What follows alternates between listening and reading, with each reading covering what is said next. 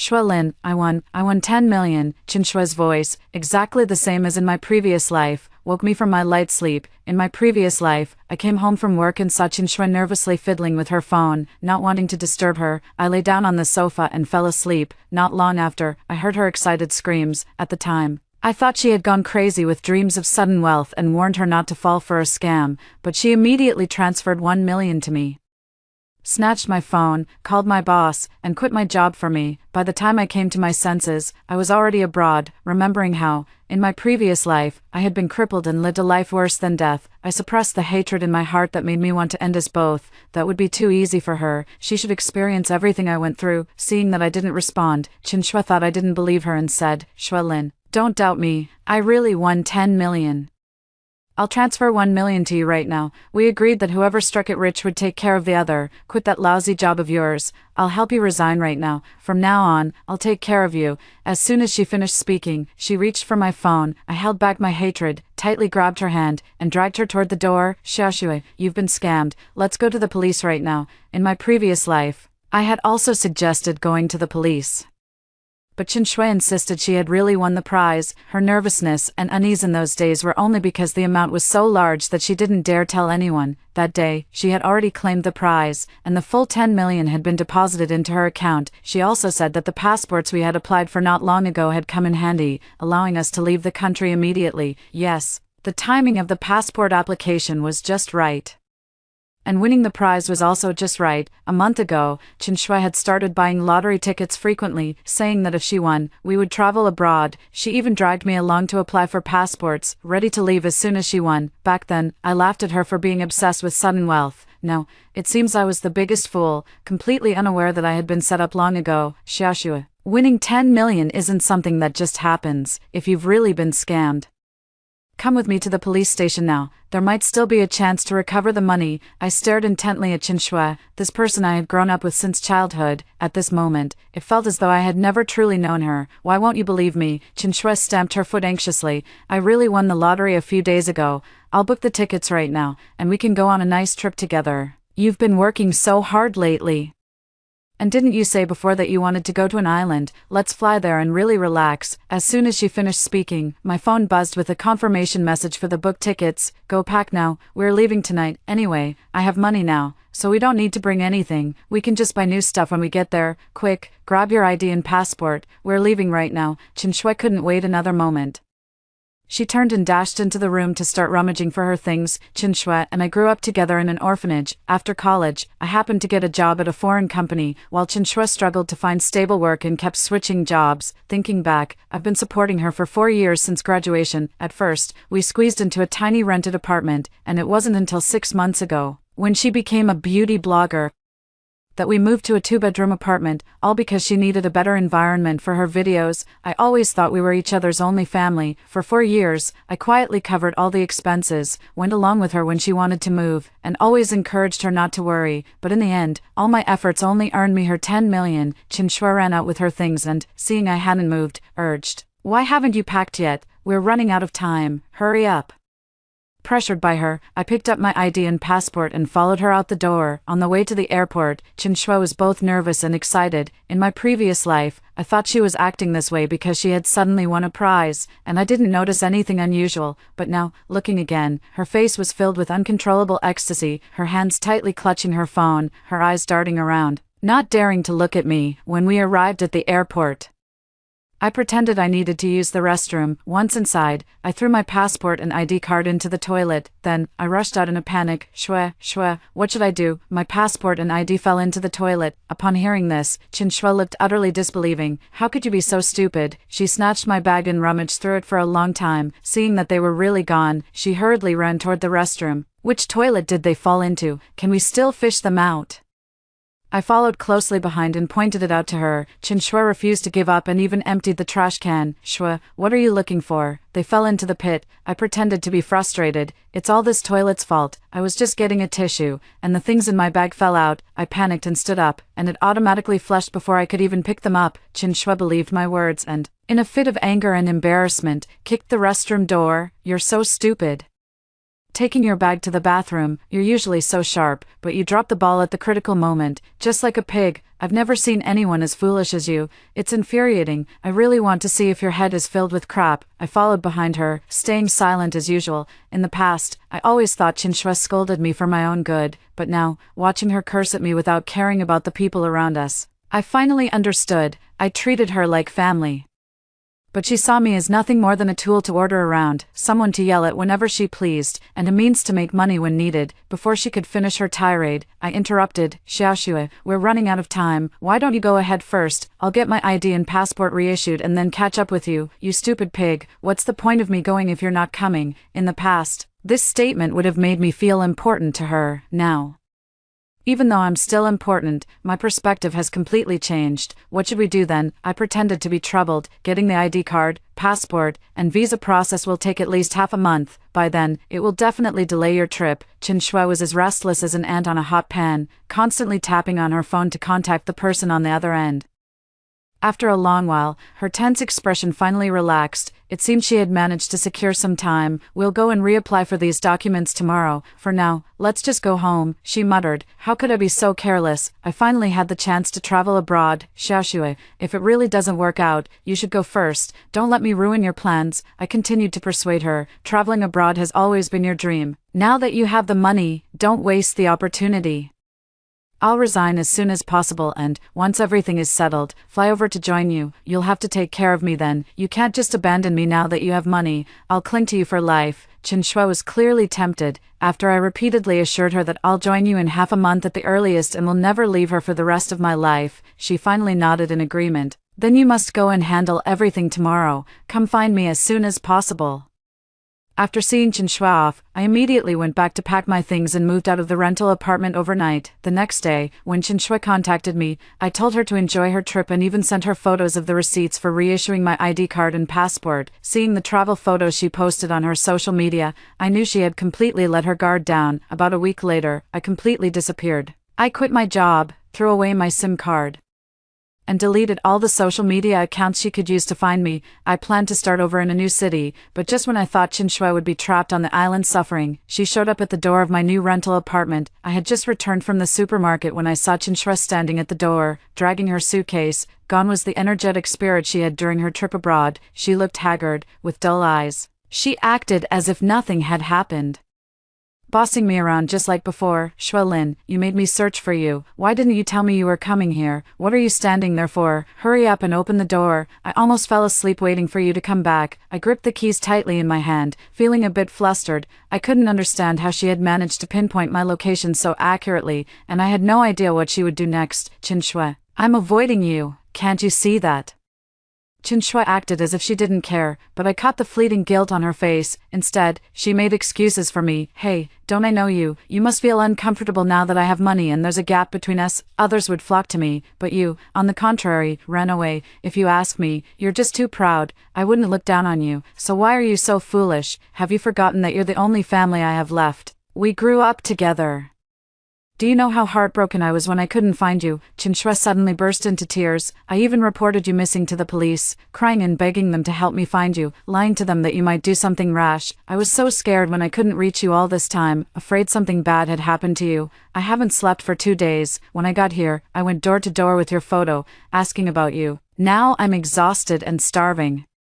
I sneered inwardly. For the first time, I felt it was a shame Chinchua hadn't pursued acting. She knew I was sentimental, so she played the emotional card. If it weren't for the obvious deformity on her left hand, I might have believed her. It seemed Chinchua really had reason to fear losing track of me. Given her mental state, she must have already suffered quite a punishment. But whether she was desperately searching for me for the money, or because she couldn't bear the torment and wanted to drag me down with her, or perhaps both, I couldn't say for sure. Her sudden appearance made me realize that no matter where I fled, she would never let me go. I had thought of hiding far away, letting her take someone else's money and face the consequences on her own, but I forgot that in the face of 10 million, she wouldn't give up. In the face of torment, she would only blame me, believing that I should bear all the guilt. I opened the door and let Chinchua in, explaining to her, I never thought about life after suddenly getting rich. While you were away having fun, I thought it through. I'm just meant to be a working person. You winning the lottery felt so unreal to me, and besides, it's your win, not mine. I should go back to my own life. Before coming, Chinchua might have suspected I had discovered something, but after hearing my explanation, she visibly relaxed. You're overthinking it. What's mine is yours. Why draw a line between us? We can't let money come between us. I went out and experienced some grand scenes, and I just wanted you to see them too. You have no idea how beautiful the ocean was there, how blue the sky. No matter what, I want to take you on a trip to fulfill our old dream of traveling abroad together. Chen Shui began reminiscing about the past. Didn't we always say that once we had money, we'd travel abroad, enjoy the sea breeze at sunset, stroll on the beach, and order 7 or 8 male models at the hotel? Do you know how much it pains me to see you working so hard every day? I used to hate how useless I was, but now it's okay. I have money. In her reminiscing, I felt no warmth at all. My mind was entirely occupied with how to deal with her. I thought about calling the police, but without any evidence, it would just end up going nowhere. After she finished reminiscing, I asked her directly, "What happened to your left hand?"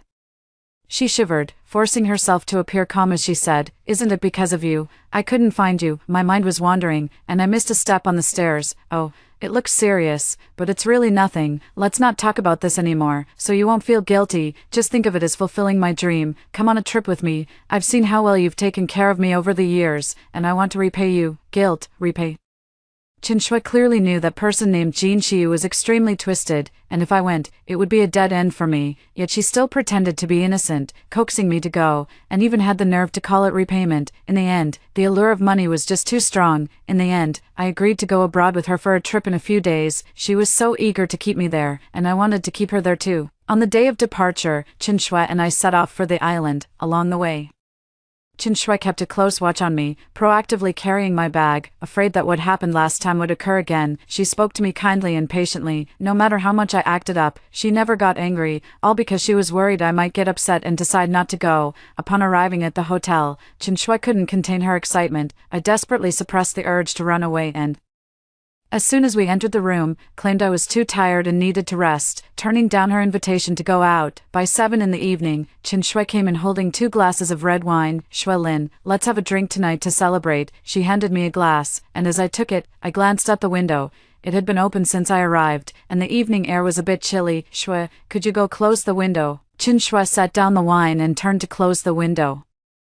I quickly swapped the 2 glasses and even poured a bit of one under the bed. When she turned back, I explained, "I was a bit thirsty, so I took a sip first." Chen Shui beamed with joy, waving her hands repeatedly. "No problem, no problem, as long as you drank it, as long as you drank it, you should drink more too. I'm really so happy to be out with you." I watched as she drank the glass of wine I had switched. After a while, I pretended to be dazed and collapsed onto the bed.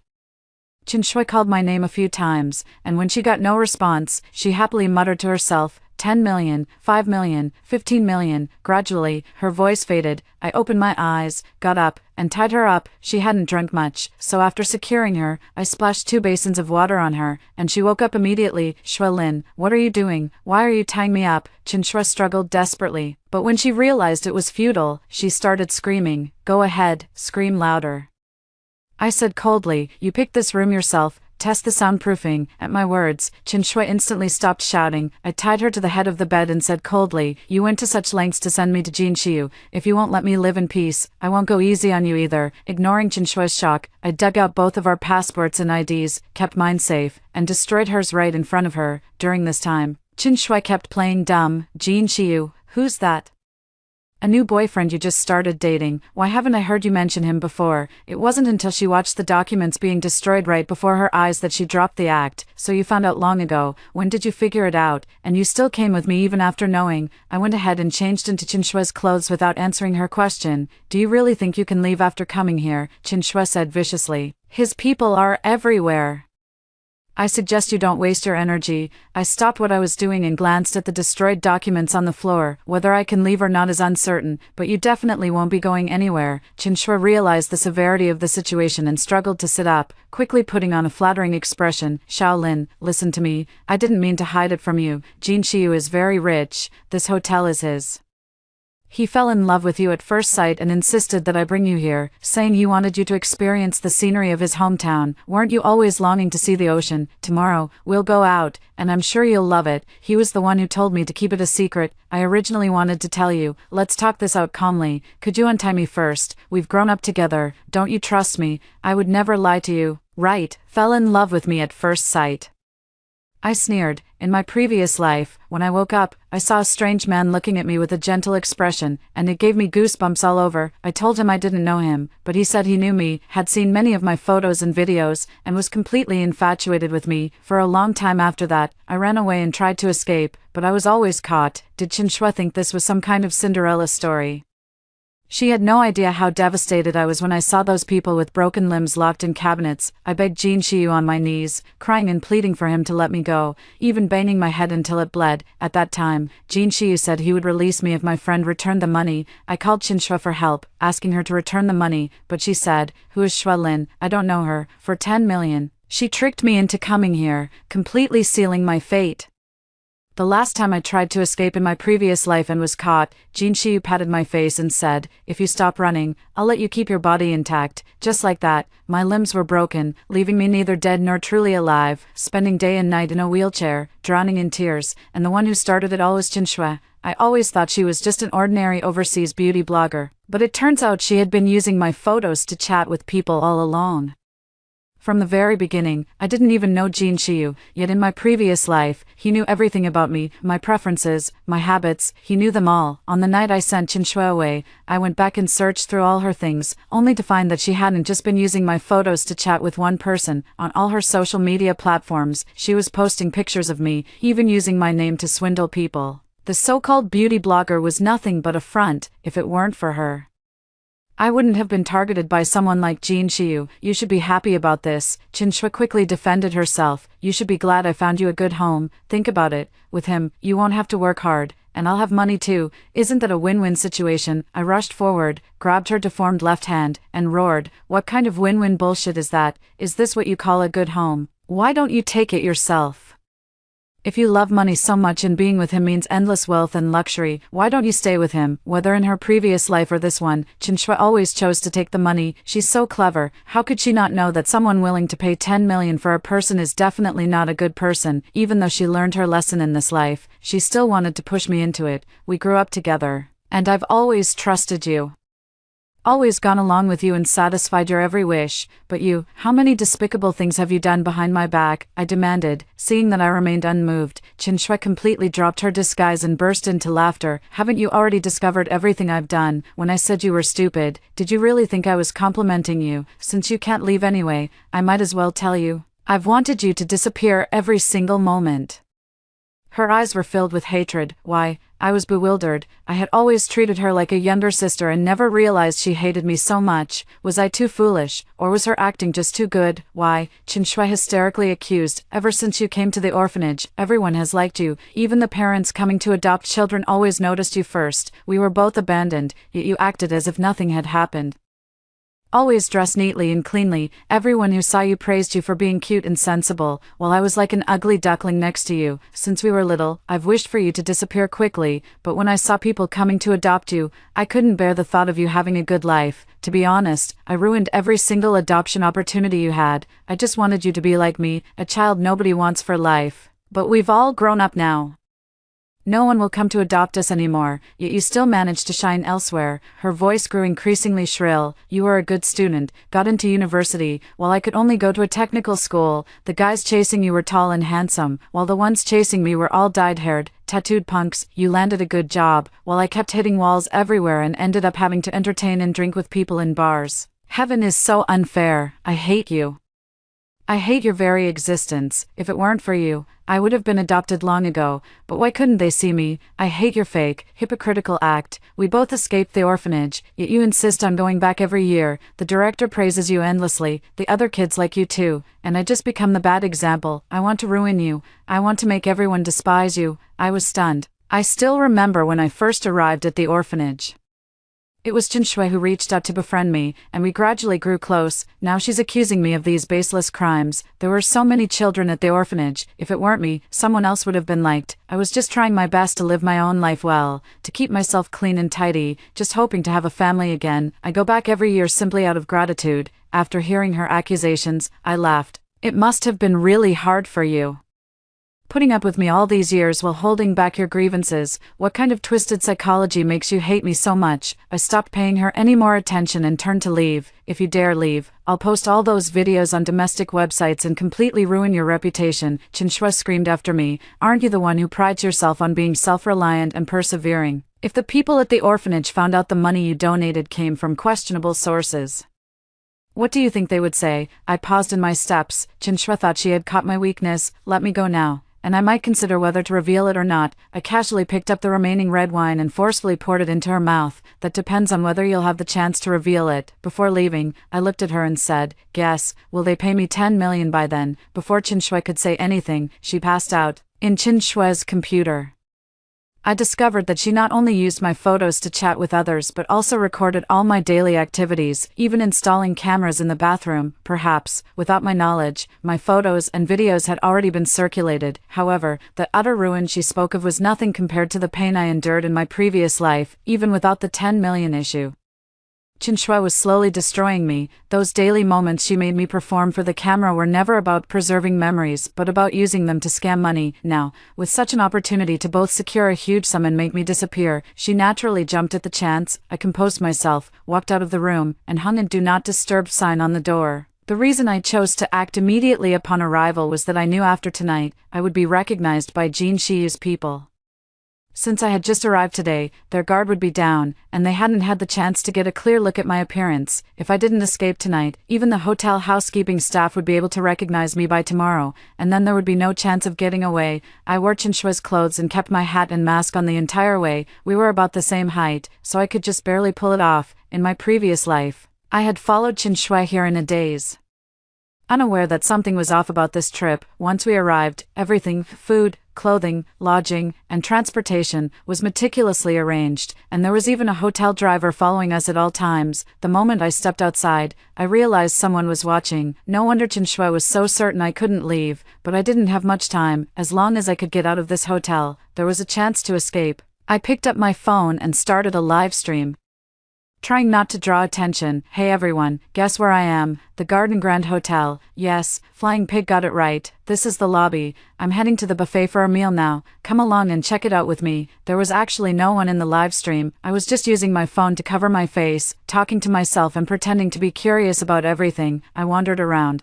pretending to be lost while actually scouting an escape route. Luckily, in my previous life, I had repeatedly tried to escape and had become very familiar with the hotel's layout. In the end, I chose the same restroom that had given me the most time during one of my previous escape attempts. Oh no, everyone, I can't hold it anymore. The streamer needs to use the restroom, urgently, I said, rushing into the restroom. Inside, there was a small window that opened to the forest garden behind the hotel. Just like in my previous life, I squeezed myself through the window and ran forward without looking back. Once I was out of the hotel, I flagged down a taxi and headed straight to the airport. My heart was pounding the entire way, but I finally made it onto the earliest available flight. It wasn't until the plane landed that I realized I was drenched in sweat from head to toe, but before I could even catch my breath, an unfamiliar phone call came through. Just as the ringing was about to stop, I answered it.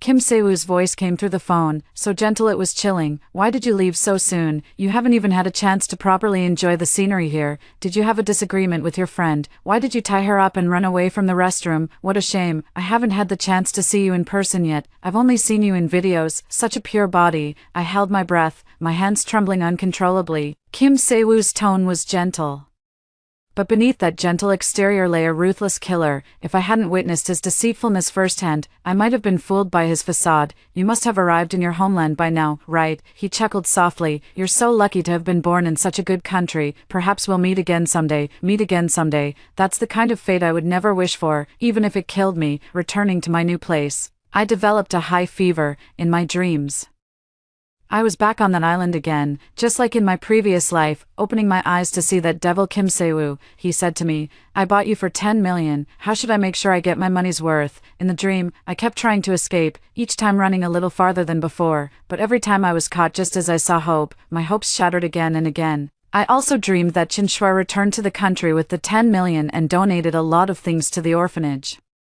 The director asked her where I had gone, saying it had been a long time since she'd seen me. Chinchua broke down in tears, saying I had been tricked into going abroad, and she even produced so-called evidence to claim I had gone down the wrong path. I dreamed of myself, disheveled and dragging my numb legs, crying as I called Chinchua, begging her to return the money, promising I would transfer whatever amount she wanted in the future and do anything she asked. I pleaded desperately, hoping she would save my life for the sake of our childhood together, but no matter how much I begged, Chinchua pretended not to know me, and why wouldn't she? As she said, it was 10 million, not 1 million, money she could never earn in a lifetime. How could she possibly give it back? Ever since I was reborn, all I wanted was to live a peaceful life. If Chinchua wanted money, that was her own mess to deal with. There are no free lunches in this world, but she didn't want to pay the price herself.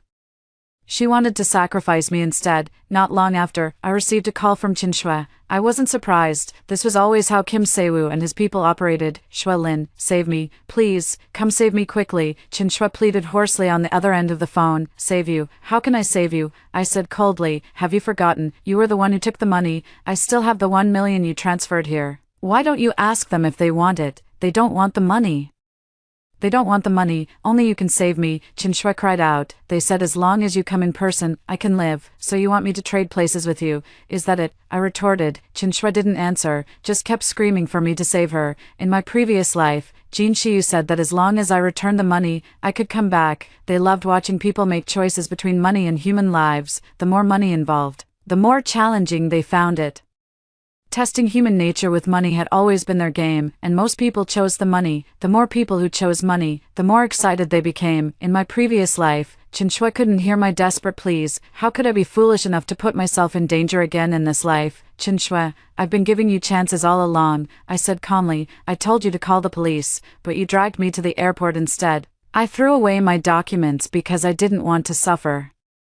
You're the one who should suffer. I hid myself away, but even after you came back, you still refuse to give up. You want the money, but you don't want to pay the price. Since when does the world work that way? The temptation of money is too great for you, especially when it's 10 million, not just 1 million. So you knew all along. Why didn't you stop me? Did you take their money too? Give it back now, Chinchua screamed hysterically. Stop you? How could I have stopped you? I sneered.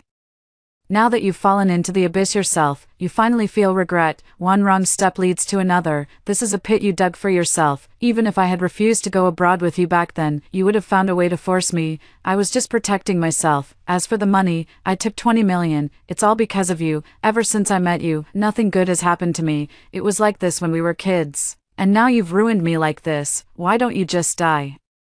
Chinchua once again blamed all the mistakes on me. I used to think that, having relied on each other since childhood, we were the most precious people to one another, but after hearing her accusations, I finally realized, precisely because we relied on each other since childhood and have seen each other at our most wretched and miserable states, I am like a mirror, constantly reflecting those difficult years of hers, reminding her at all times that she was abandoned.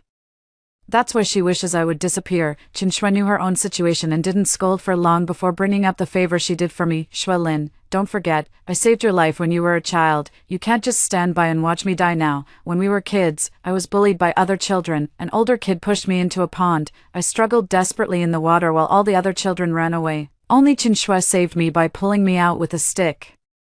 I've always remembered this kindness, constantly reminding myself to be good to her. Even better, I never refused any of her requests. I was reluctant to spend money on myself but never hesitated when it came to her. When she scolded me, I comforted myself by thinking she just had a sharp tongue but a soft heart. If I hadn't been given a second chance at life, hearing her say this might have truly made me go exchange myself for her. Chinchua, I don't owe you anything anymore.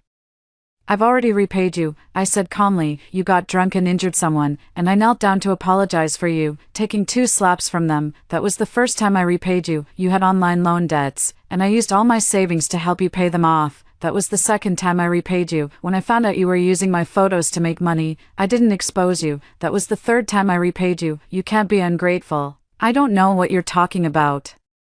It's all because of you that I ended up here. If you hadn't encouraged me, I wouldn't be suffering like this. You knew about it. So why did you agree to come with me? You have to come save me. You were the one who wanted 10 million. You were the one who provoked these people. You brought this upon yourself. You'd better take care of yourself. After saying this, I hung up the phone. I knew that once this call ended, Chinchua would have no hope left. crying out to heaven would bring no response, crying out to earth would bring no relief. A week later, I received a call from Jin Xiu. I'm sorry to say, your friend is no longer with us. His tone remained gentle. Of course, we didn't do it. She ran out on her own and was hit by a car. Qin Shui's death was within my expectations. In my previous life, I had also contemplated ending it all. Go ahead, what do you want? I was puzzled.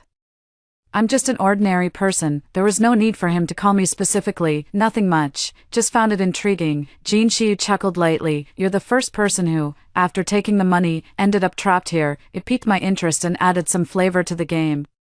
But your friend was so confident when negotiating with me, saying you would come to save her, that you owed her a debt of gratitude. I really thought you would show up. Now it seems your sisterly bond wasn't that deep after all. I'm not stupid. If I went, the outcome would be the same as in my previous life, I said coldly. Qin Shui took 10 million, yet you're the one who suffered, Jin Xiu continued. She came to play alone back then and told me you'd arrive in a few days.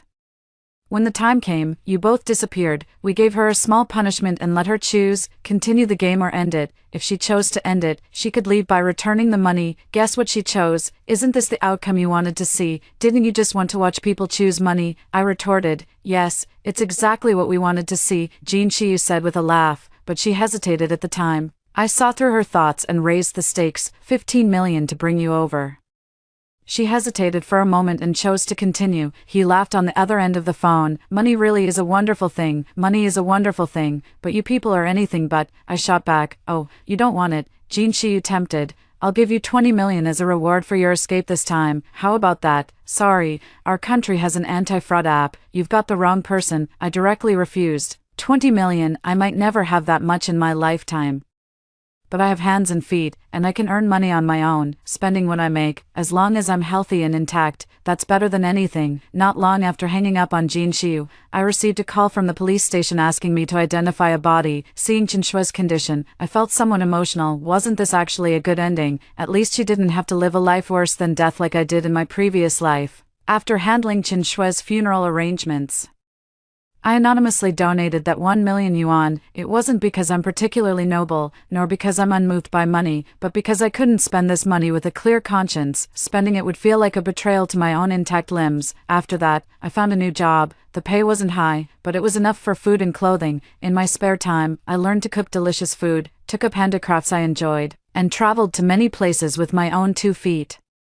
Seeing numerous mountains and rivers, my husband Zhang Hao and I have been married for a year, and we're deeply in love. This trip to Thailand to worship Buddha, I secretly took his wish list, wanting to fulfill his wishes behind his back and give him a surprise, but when I opened the note, I froze. It read, I hope my wife dies immediately. I kept looking at the note in my hand, and after confirming it was my husband's handwriting, I couldn't stop trembling. Right now, we're in our hotel room, and the husband who wants me dead is sleeping peacefully in the bedroom, sitting on the toilet. My thoughts are completely chaotic. Today is our wedding anniversary. My husband suggested coming to Thailand to celebrate, and I happily agreed. On the plane, he even excitedly mentioned that he heard from a friend about a particularly efficacious temple in Thailand called the Temple of Peaceful Souls. Just write your wish on paper and drop it into the wish box, and it'll come true soon. He said his friend visited twice, and both wishes came true. So after landing, we dropped our luggage and headed straight to the Temple of Peaceful Souls. The temple was bustling with people, many of whom had come to give thanks for answered prayers. The moment I saw the Buddha statue, I felt an inexplicable chill. It wasn't a sculpture, but a corpse. The locals said it was a living Buddha who had died of natural causes. My husband and I wrote down our wishes in front of the living Buddha statue and dropped them into the wish box together, but to surprise my husband, I secretly pulled his wish note out. Back at the hotel, after my husband fell asleep, I carefully hid in the bathroom and opened the note by the moonlight. The moment I saw the words on it, my spine went cold. Sweetie, why have you been in the bathroom for so long? Are you okay? My husband's voice suddenly came from outside the bathroom door. And nothing, just a stomachache. I hurriedly stuffed the wish note into my pocket, forced a smile, and opened the door. Maybe it's the change in environment since we arrived in Thailand. My husband gently held me and said, should we rest for a while before going to the night market? I wasn't really in the mood to go out anymore, but the thought of being alone with my husband in the hotel made me uneasy. Maybe strolling through the night market and finding a chance to confront him about the wish list would be better. It's fine, let's go straight there. The night market in Thailand was especially lively, but I couldn't muster any enthusiasm. Why did my husband's wish involve hoping for my sudden death? Did I misread it, or does he really think that way? I couldn't hold back any longer and was just about to ask when I heard someone call our names, Zhanhao, Shuelin. I can't believe we ran into you in Thailand. I took a closer look and instantly froze in terror. The person greeting us was none other than my husband's first love, Linwan, who had been dead for 3 years. Before he met me, my husband had only been in one relationship. He and Linwan were together for 3 years and were planning to get married, but a car accident took Linwan's life. It said that a fully loaded truck lost control and ran over her. The scene was a bloody mess. She was dragged for 10 meters, her lower body completely torn apart, leaving only the stark white bones. After the accident, my husband was depressed for 2 years. It wasn't until he met me that he dared to start over. Later, he often took me to visit Linwan's grave. The photo on the tombstone was exactly the same as the woman in front of me. I couldn't possibly mistake it. Both my husband and I stood frozen in place. Was the person in front of us human or ghost? Linwan, however, walked forward gracefully and said to my husband, "What's wrong? Don't you recognize me?" Then, noticing me, she quickly extended her hand. "This must be your wife, right? Hello, my name is Linwan." I numbly reached up my hand, then nudged my husband beside me with my elbow. Only then did he snap out of it and ask in a trembling voice, "Linwan, aren't you dead?" Linwan revealed a strange smile. "Are you talking about the car accident 3 years ago? Don't you know what happened afterward?" I turned to look at my husband, but he shook his head. Linwan slowly explained, "After the accident, I lay in the ICU for several days, and the doctors said there was no hope, but my parents somehow heard that the Temple of Peace was very effective, so they brought me here to make a wish and even hired a shamanist to perform a 3-day ritual. Unexpectedly, I miraculously survived. Later, my parents contacted a top prosthetic doctor in Thailand, and our whole family immigrated here to start a new life." As she spoke, a handsome man walked up behind her, gently carrying her bag and planting a kiss on her forehead. My husband glanced at me with lingering fear and asked Linwan, "Then why didn't you contact me at that time?" I had just been through a car accident and was in a very bad mental state. I thought about suicide every day and didn't want to interact with anyone. After saying this, Linwan turned to me and said, "How about we exchange contact information?" I handed her my phone. After she finished, she took her husband's hand, smiled, and said goodbye to us. "We won't disturb you any longer, we'll head back first." My husband and I found a restaurant to sit down. He patted my head and said, "Honey, don't overthink it." I was just too shocked. I never expected her to still be alive. "It's fine, what matters is that she's alive, and she seems quite happy now," I said, forcing calm into my voice. My husband continued, "Then delete her contact information. There's no need to keep it. I don't want you overthinking. You're the only one in my heart now." I thought he was right. We probably wouldn't meet again in the future, especially since she was my husband's first love. I took out my phone to delete it. But when I looked at the screen, I froze instantly. Linwan hadn't left her contact information. Instead, she had written a line in my phone's notes, "Be careful of your husband. I was killed by him back then." "What's wrong?" My husband noticed my unusual reaction and asked with a furrowed brow. "And nothing." I quickly put my phone away, my heart racing. Why did Linwan leave this message? Was it a prank? Or was she genuinely warning me? Thinking back, my husband and I have been in love for 3 years. He makes me breakfast every day, picks me up from work, and takes care of me meticulously. Even my parents feel they can't compare. That's why I was willing to marry him. How could such a loving husband possibly want to harm me? Suddenly, I remembered that wish list and decided to ask for clarification, but just as I was about to take it out of my bag, I realized the wish list was gone. I searched through my entire bag but couldn't find it. Had I dropped it on the way? "Honey, what's wrong with you?" My husband looked at me. "You seem a bit off. What are you looking for? Do you need my help?" "Nothing. The food is here. Let's eat first." I quickly changed the subject. Without the wish list, I had no proof. If I misunderstood my husband, it could harm our relationship. I decided not to ask for now. After finishing our late-night snack, we prepared to return to the hotel to rest. Planning to visit the city center the next day, our hotel was in the suburbs, and by the time we headed back, there were hardly any people around, not even a single streetlight. Although Thailand usually has temperatures of 30 to 40 degrees Celsius, I felt a chilling breeze as we walked, and the howling wind sounded like countless little ghosts whispering. I couldn't help but grip my husband's arm tightly, feeling that something was off. Safely back at the hotel, I still felt uneasy. A woman's intuition told me I couldn't stay in Thailand any longer. "Honey, can we change our flight and go home early, or go somewhere else?" I tentatively suggested. "I'm not acclimating well, and I feel unwell both physically and mentally. I want to go back early." Before I had even finished speaking, my husband became agitated and yelled, "How can we? The flights and hotel are already booked. Going back now would be a waste of money. The hotel can be fully refunded." And we only need to pay a small fare difference for the flights, I retorted. I didn't understand why my husband, who is usually so generous with me, was being so stingy about this. Shut up, my husband roared, his eyes red with anger. I said we're not leaving, and that's final. Looking at my furious husband, I felt both wronged and bewildered. The loss from refunding the tickets wasn't significant. So why was he reacting so strongly? No matter what, I didn't want to stay any longer. I turned around and started packing my bags, but my husband strode firmly to the door, locked it with a loud bang, then slowly turned around, glaring at me with a venomous look in his eyes. In that instant, I felt like the person in front of me wasn't the husband I knew at all. I was so frightened that I felt a bit guilty and tentatively asked, "Honey, what's wrong with you?" seeing tears glistening in the corners of my eyes. My husband seemed to soften a little, his expression easing. He walked over, hugged me, and coaxed, "Darling, we've worked so hard to come to Thailand. I just wanted you to relax and enjoy yourself. If you really don't want to stay, we can leave the day after tomorrow. Tomorrow is our wedding anniversary. I booked a restaurant months ago, and it was really hard to get a reservation. It's that seaside restaurant you love, where we can watch the sunset." Only then did I remember that tomorrow marked our first wedding anniversary.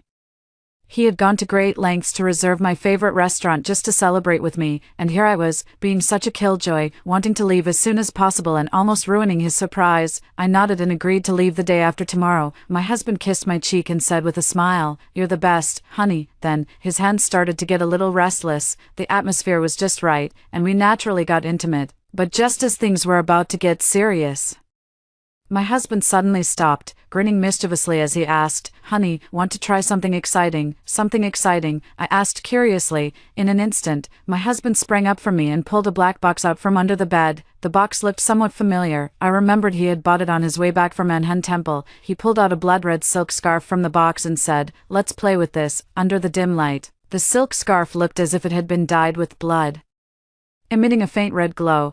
It was eerily unsettling. Before I could react, my husband used the scarf to blindfold me, and I could only vaguely see a hint of red light. I couldn't help but chuckle silently, never expecting my husband to be into this kind of play. I obediently lay on the bed, shyly assuming a submissive pose, but my husband remained motionless for a long time. Was he still preparing other props? Just as I was about to remove the silk blindfold to take a look, a sharp pain suddenly shot through my fingertip, as if it had been pierced by something sharp. I cried out in alarm and quickly tore off the blindfold. Sure enough, my fingertip was pierced, and blood kept oozing out. Though it was just a small cut, the pain was excruciating, and it felt as if something was burrowing beneath the skin through the wound. "Sorry, honey, I accidentally touched it," my husband explained. I sucked on my finger and resumed a shy expression. "It's okay, honey, come on." I lay back down, but my husband put his clothes back on. "I'm a bit tired. I'm going to sleep now. We can continue tomorrow." I was instantly so angry I couldn't speak, wanting to spice things up. He ended up hurting me, and now he says he's tired. This man is truly baffling. I angrily put on my clothes, lay down with my back to my husband, and even gave him a resentful kick. Before I knew it, I drifted off into a hazy sleep. In the middle of the night, I turned over to hug my husband, only to find the space beside me empty. My husband was gone. I felt around the edge of the bed. There was definitely no one there. Instantly wide awake, I sat up and called out tentatively, "Husband, husband." There was no response. I quickly dialed his number, but no one answered. In the dead of night, in a foreign country, where could my husband have gone? A sense of foreboding washed over me. I put on my shoes and went to the door, only to find it wasn't completely closed. Had my husband gone out? I followed the path outside to the hotel's ground floor. On the dark street, a flickering light caught my eye. As I approached, I realized there was actually a Buddhist shrine downstairs, dedicated to the local deities. Rows of neatly arranged statues looked bizarre, more like rows of corpses, sending a chill down my spine. Just as I was about to leave, I spotted a familiar figure in the corner. It was my husband. Under the dim light, he knelt and bowed before a statue of Buddha, with a box and some scattered items placed in front of him. He clasped his hands together, bowed to the Buddha statue, then set the items down in front of the shrine before turning and walking further inside. Strange, before coming to Thailand, my husband clearly told me that one shouldn't casually worship Buddha statues here. He's the one who believes most in these supernatural matters. How could he just randomly bow to this Buddha statue? Could there be something special about this particular statue? Feeling a growing curiosity, I watched his retreating figure and mustered the courage to step forward. It was just an ordinary female Buddha statue. The only unusual thing was that what was placed before it as an offering was actually an urn. Before I could process this, I noticed a photograph tucked beneath the urn. I pulled the photo out and took a closer look. Immediately, my scalp tingled, and I nearly screamed. The person in the photo was actually me. Under the urn that my husband had offered to the female Buddha in the middle of the night was a photo of me. Even more eerie, my facial features in the photo were pinned down with nails. The nails had rusted, and the rust stains on the photo made it look as though I were bleeding from all 7 orifices. My hands and feet turned cold, and I could barely stand steady. This scene, I had seen it before when I was a child. I actually have an older sister named Qian. However, because she wasn't good looking, she was never favored by our parents since childhood. My parents only doted on me and were extremely disgusted with my sister, often abusing her. They fed her the leftovers from the dog, made her drink the dog's urine, and kept her locked in a damp, cold coal shed all year round. They forbade me from seeing her, saying her strange illness could be contagious. Later, due to long-term malnutrition and abuse, my sister developed a strange illness that our family ignored, and she died a tragic death not long after. It is said that her death was extremely gruesome. Her eyes remained wide open, unable to close in death. Because my sister died with a grievance, my mother, afraid that she would haunt us, consulted a Taoist priest overnight to perform a fortune-telling ritual and cast a spell to ensure she could never be reincarnated. The ritual involved taking a clear photograph of the deceased, wrapping iron nails and red threads around the 7 facial orifices, and then pressing down firmly with an empty urn to form a curse that would prevent eternal reincarnation. The cursed person could neither ascend to heaven nor descend to hell, doomed to wander the human world forever as a lonely, restless ghost. Those slightly luckier might be reborn into the animal realm after a few years, but they could never become human again. It was an extremely cruel and vicious curse, and now, my husband has actually used this vicious curse on me. I was still in shock when, unexpectedly, my husband suddenly turned back, seeing the situation turn dangerous. I quickly hid in the corner behind the altar table. My husband was holding a red silk scarf, and upon closer look, I realized it was the same one he had used to blindfold me earlier. He wrapped the scarf around the eyes of the female Buddha statue, then pulled a syringe filled with a red liquid from his bag and dripped the liquid onto the scarf. Instantly, the female Buddha statue moved, as if it had come to life. A syringe filled with blood. I looked down at the wound on my finger. Could it be that the sharp pain I felt just now was my husband deliberately pricking my finger to draw my blood? It suddenly dawned on me, the blood in the syringe was mine. Then, my husband muttered under his breath, "I offer this human blood to you, my darling. May the owner of this photo suffer eternal damnation." The owner of the photo he mentioned, wasn't that me? The man who once shared intimate moments with me, the one who slept beside me, now felt so unfamiliar and terrifying. So the curse on the wish list was real, and Lin Wan's warning was real too. But why would my husband want to harm me? I didn't have time to think too much. My mind was consumed by a single thought: escape. Quickly, in the darkness, my husband seemed to glance in my direction. I held my breath, my body trembling uncontrollably from fear, my heart pounding wildly. Fortunately, he just took a look and then turned and walked away. After confirming that he had left, I ran out as if fleeing for my life, quickly booked the nearest flight, then rushed back to the hotel room to pack my bags, grab my passport, and prepare to leave Thailand overnight. But just as I was rummaging through my things, a chilling breath suddenly brushed against the back of my neck. My husband, like a ghost, had appeared behind me without me noticing. "Darling, what are you looking for in the middle of the night?" His voice was icy cold, laced with a strong sense of murderous intent. No, I absolutely cannot let him know that I saw everything, nor can I let him know that I'm trying to escape, otherwise, I won't survive the night. I tried my best to calm down and slowly said, "And nothing. I had a nightmare and couldn't find you, so I was looking for some calming medicine." My husband gave me a suspicious look, but only after seeing the sleeping pills in the cabinet did his doubtful expression slowly fade.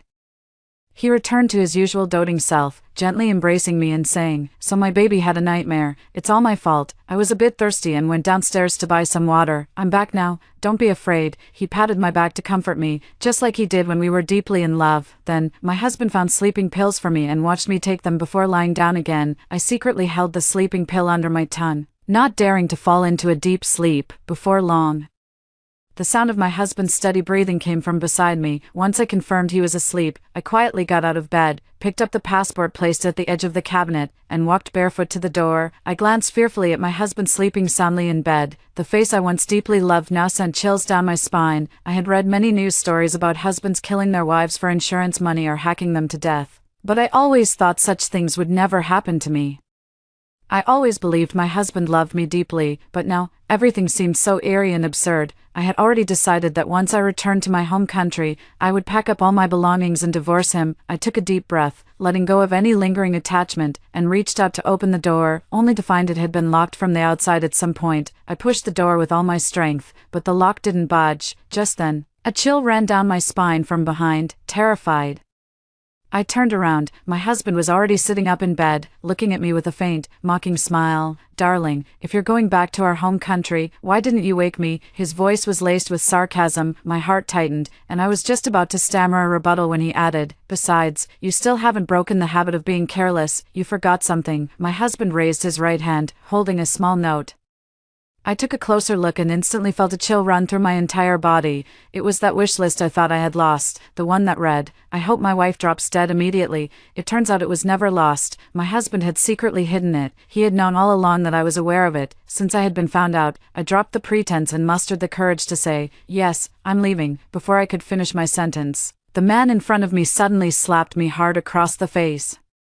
Before I could even react, he kicked me in the face, and a sharp pain shot through me, making me cry out in agony. My husband quickly pulled out several ropes from under the bed, tightly bound my hands, and snarled, "You deceitful bitch, you think you can run." He sealed my mouth shut with tape and began dragging me toward the door. My head was spinning from the beating, and a metallic, rusty taste surged into my nose and mouth. It was blood. My blood, like a puppet. I was dragged all the way downstairs to the prayer hall and thrown violently before the statue of the female Buddha. "To make sure you die with clarity, look up and see who is standing before you." My husband sneered coldly. In the darkness, I struggled to lift my head, but the statue appeared unchanged. "Still don't recognize her." The next moment, my husband lit the oil lamp in front of the female Buddha, gritting through the pain. I squinted and examined it closely. The statue of the female Buddha looked exactly like my tragically deceased sister, Tian. Why had my sister's likeness been turned into a Buddha statue? What was her relationship with my husband? Why had he brought me here? I struggled, biting and tearing at the tape over my mouth, desperate to ask for answers, but the tape was too tight, and I couldn't speak. Blood kept gushing from the top of my head, and I felt dizzy. On the verge of passing out at any moment. "I really want Tian to see how pathetic you look right now," my husband whispered softly. "Wait, how does he know my sister's name is Tian?" I was startled. My husband reached out his hand and, with a sickly tenderness, caressed the face of the female Buddha statue. His fingers traced the statue's lips, and then he actually kissed it with deep affection. Witnessing this bizarre scene, I broke out in a cold sweat.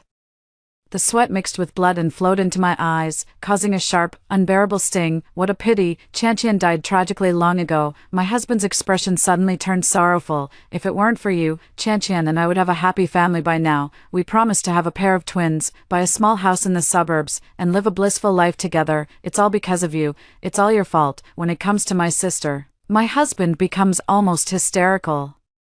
The more he thought about it, the angrier he got. He rushed over and kicked me in the head several times. "If it weren't for you, Tian wouldn't have died. It's all your fault." He stomped my face under his foot, and the pain made me lose consciousness. My eyes were so swollen I could barely see. With a tearing sound, he ripped the tape off my mouth and roared, "Tell me, why were you even born? Why did you have to kill her? She was your sister. I'd rather you were the one who died."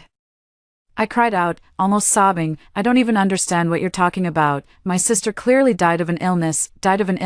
My husband sneered, "Tian just had a strange disease. If your family had taken proper care of her, she wouldn't have died. But you had to be born. Your existence made your parents despise Tian even more. They neglected her, and every time she had an episode, she couldn't get treatment. In the end, she died from the illness. Your family is heartless. Not only did you not let her rest in peace, but you also performed a ritual to ensure she could never be reincarnated, trapping her for eternity." I stood frozen in place, unable to believe my ears. I knew about my sister's death from a strange illness, but I rarely had any contact with her. My parents wouldn't let me get close, saying her illness was contagious. They even locked her in the coal shed. I always felt sorry for her, but there was nothing I could do. I hardly ever saw her. What does this have to do with me? How can her death be my fault? I was about to defend myself when I saw my husband had already laid out chicken blood, black donkey hooves, rice, and a row of paper money on the floor. He glared at me with a venomous expression, his eyes like those of a vengeful ghost. "Your damn parents, I took care of them before we came to Thailand. You've lived long enough. Now it's time to pay with your life for Tian." He pulled out a gleaming dagger from behind the female Buddha statue and slowly started walking toward me. "What are you doing? Stay away from me." I shrank back in terror, my survival instinct driving me to inch toward the door. My husband, however, laughed and said, "Didn't you all think Chan is incredibly ugly? Now I'll carve up your face and see if you still think she's ugly." He's a complete madman. I desperately crawled toward the door, but it was all in vain. My husband grabbed me by the hair, dragged me back in front of the female Buddha statue, and with a swift motion, pressed the dagger against my jaw, slowly slicing into the skin of my face. An excruciating pain shot through me. He was actually trying to peel the skin off my face alive. The pain made me squint. But suddenly I noticed a dark figure flash behind him. Could he have an accomplice? My husband seemed to notice my strange reaction as well. He stopped what he was doing, turned his head cautiously, and listened carefully to the surroundings. "Damn it, you bitch. How dare you play tricks on me when you're about to die?" He slapped me hard across the face, then raised the dagger high and thrust it toward the space between my eyebrows. I quickly closed my eyes, waiting for death to come, but the expected pain did not arrive. Instead, I heard the sound of a heavy object hitting something. I slowly opened my eyes, and the scene before me almost made me vomit. My husband's head was split open with a bloody gash, blood gushing out continuously. He collapsed straight beside me, lying in a pool of blood. I gradually made out that the shadowy figure behind him was a woman, holding a blood-stained axe, with a pair of stainless steel prosthetic legs beneath her. It was Lin Wan. The impact of the scene before me was too overwhelming. The eerie ritual array, the bloody brain matter, the man lying in a pool of blood. I couldn't hold back any longer and vomited with a loud retch. Lin Wan broke the silence and said, "I told you to be careful of your husband. I was killed by him back then. Why didn't you listen?" I stammered, unable to speak, and burst into tears instantly. "I don't know. I really don't know." My whole body felt weak, my head was covered in blood, and my face was marked with knife cuts and footprints. Lin Wan ignored my disheveled state and began recounting the past on her own. Chan and I were very close friends. She always told me that her family hated her and wanted her dead. Only her younger sister at home never spoke ill of her, though they rarely saw each other. "I think the younger sister Chan mentioned is you." Lin Wan lit 3 sticks of incense, bowed respectfully to the female Buddha statue, and continued, "Later, Chan and I fell in love with the same man, your husband, Zhang Hao. We agreed to compete fairly, but Zhang Hao preferred Chan, so I decided to step aside. But unexpectedly, just 3 days after they confirmed their relationship, Chan went missing. By the time we received news of her again, she had already been brutally murdered for a week. Zhang Hao believed I was jealous of Chan and had killed her. From then on, he has been secretly plotting to kill me. I was stunned.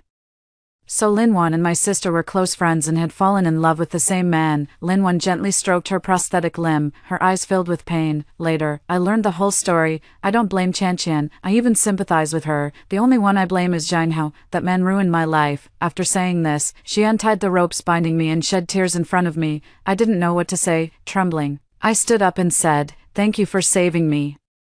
"I never intended to save you," Lin Wan said. "I just wanted him to pay the price, and I believe that if Chan were still alive, she would want me to protect her sister." After saying this, she drove me out of the prayer hall. Shortly after, I saw her pick up a bucket of gasoline from the corner, light a lighter, and toss it into the prayer hall. Before long, a massive fire erupted. Hotel staff rushed out to extinguish the flames, but the fire was too intense, and everyone could only watch helplessly as the prayer hall burned to the ground. I turned back, wanting to ask more about my sister, but Lin Wan had already disappeared into the crowd. Before returning to my home country, I visited the Temple of Eternal Repose. It is said that if a wish made at the temple comes true, one must return to fulfill a vow of gratitude. My wish had indeed come true. Back then, I had written, "Stay away from all troubles and free myself from all misfortunes."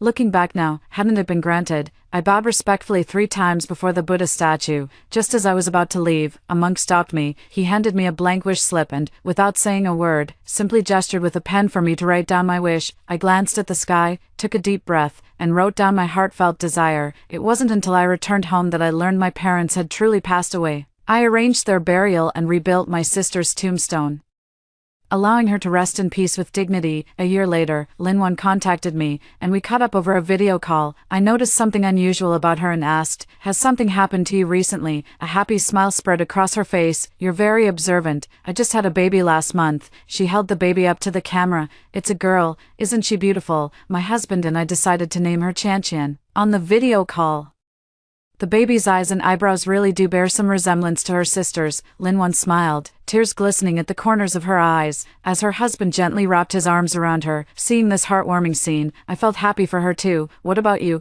Any plans lately? She asked me. I gave a faint smile. I'm planning a trip to Thailand soon, Linwon asked warily. What are you going to Thailand for? I looked at the little baby on the screen and said with relief, I'm going to the Requiem Temple to fulfill my vow. That's the end of today's story. If you've listened this far, please leave a comment saying happy every day to wish everyone happiness every day.